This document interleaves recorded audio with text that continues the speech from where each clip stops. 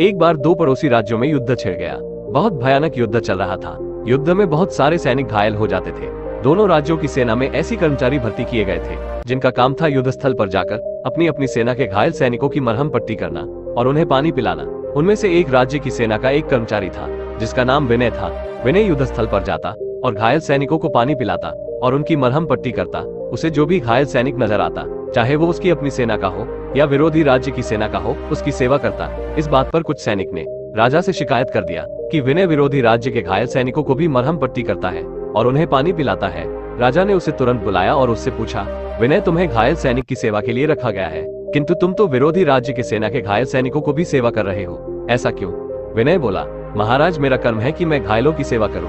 मैं जब युद्ध स्थल पर जाता हूं तो मुझे सिर्फ दर्द से कहारते घायल मानव नजर आते हैं। मुझे उनमें अपना या विरोधी नजर नहीं आता है। मुझे सिर्फ अपना कर्म याद रहता है, इसलिए मैं हर घायल की सेवा करता हूँ। विनय की बात सुनकर राजा ने उसे गले से लगा लिया और कहा, विनय, तुम सच्चे सेवक हो। इस कहानी का सार यह है कि सेवा अपने या पराये को देखकर नहीं की जाती है। जिस सेवा में पक्षपात हो वह सेवा नहीं होती। संपूर्ण मानव जाति की एक दृष्टि से सेवा ही सच्ची सेवा है। वो सहज, दयावश और मानवता के नाते की जानी चाहिए।